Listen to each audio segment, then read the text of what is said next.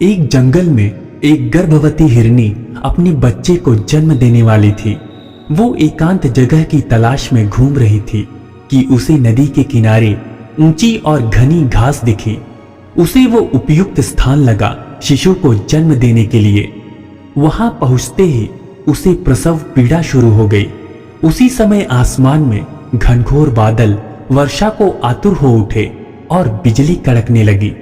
उसने दाएं देखा तो एक शिकारी तीर का निशाना उसकी तरफ साध रहा था। घबराकर वो दाहिने मुड़ी तो देखा एक भूखा शेर झपटने को तैयार बैठा था। सामने सूखी घास आग पकड़ चुकी थी और पीछे मुड़ी तो नदी में पानी बहुत था। मादा हिरन क्या करती, वह प्रसव पीड़ा से व्याकुल थी। अब क्या होगा? क्या हिरनी जीवित बचेगी? क्या वो अपने शावक को जन्म दे पाएगी? क्या शावक जीवित रहेगा? क्या जंगल की आग सब कुछ जला देगी? क्या मादा हिरनी शिकारी के तीर से बच पाएगी? क्या मादा हिरन भूखे शेर का भोजन बनेगी? वो एक तरफ आग से घिरी है और पीछे नदी है। क्या करेगी वो? फिर हिरनी ने अपने आप को शून्य में छोड़ दिया और अपने बच्चे को जन्म देने में लग गई। कुदरत का करिश्मा देखिए, बिजली चमकी और तीर छोड़ते हुए शिकारी की आंखें चौंधी आ गई। उसका तीर हिरनी के पास से गुजरते हुए शेर की आंखों में जा लगा। शेर दहाड़ता हुआ इधर उधर भागने लगा और शिकारी शेर को घायल जानकर भाग गया। घनघोर बारिश शुरू हो गई और जंगल की आग बुझ गई।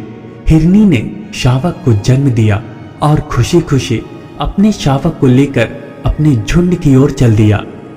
दोस्तों, हमारे जीवन में भी कभी कभी कुछ क्षण ऐसे आते हैं जब हम चारों तरफ से समस्याओं से घिरे होते हैं और कोई निर्णय नहीं ले पाते। तब सब कुछ नियति के हाथों में सौंपकर जो सबसे पहले जरूरी है वो करने पर ध्यान केंद्रित करना चाहिए और अपनी आंखें बंद करके कहें, हे परमपिता परमेश्वर, अब जो सबसे ज्यादा जरूरी है मैं वो करने जा रहा हूं। इसके बाद जो भी होगा आप संभाल लेना। यश अपयश, हार जीत और जीवन मृत्यु का अंतिम निर्णय ईश्वर करता है। हमें उस पर पूर्ण विश्वास करके उसके निर्णय का सम्मान करना चाहिए। किसी ने क्या खूब कहा है, जब हमारे मन का हो तो अच्छा है, लेकिन जब हमारी मन का ना हो तो और भी अच्छा है, क्योंकि जो हमारी मन का नहीं होता वो ईश्वर के मन का होता है और ईश्वर हमेशा हमारे लिए अच्छा ही करते हैं।